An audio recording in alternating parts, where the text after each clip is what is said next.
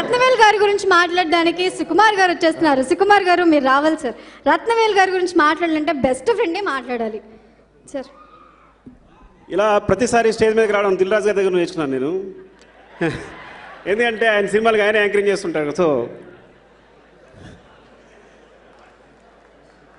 రత్నవేల్ గారిని స్టేజ్ మీదకి రామని కోరుతున్నాను.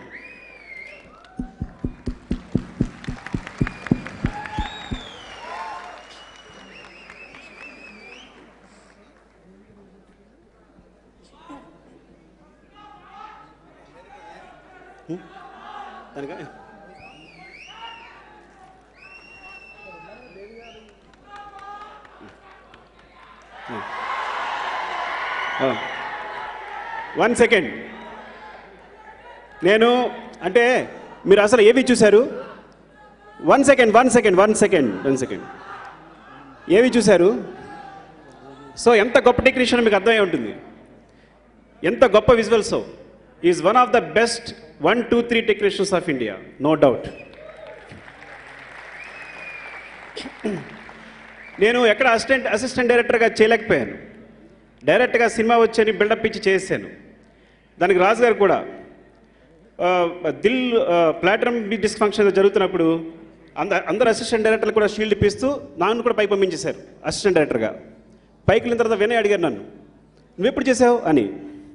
బట్ నేను రోజు సెట్ వస్తాను, కానీ నువ్వు ఊరికే సరదా జోక్ చేస్తావు అనమాట. సో సడన్గా నేను డైరెక్షన్ చేయాల్సి వచ్చింది. అందరికీ బిల్డప్ ఇచ్చేసాను నాకు డైరెక్షన్ వచ్చని. నిజంగా దర్శకుడిగా నేను తన సమక్షంలోనే రూపుదిద్దుకున్నాను.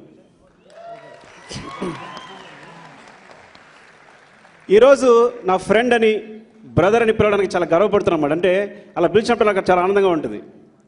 నేను ఇప్పుడు నాన్నకు ప్రేమతో సినిమా చేస్తున్నప్పుడు 2-3 రోజులు ఊపిరాడలేదు నాకు.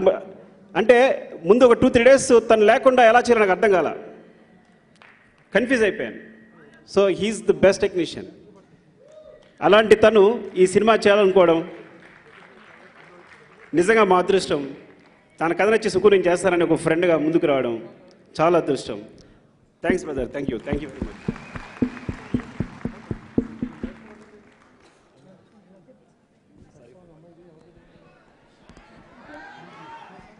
Thank you so much Sukumar గారు. Thank you so much Rathnavel గారు.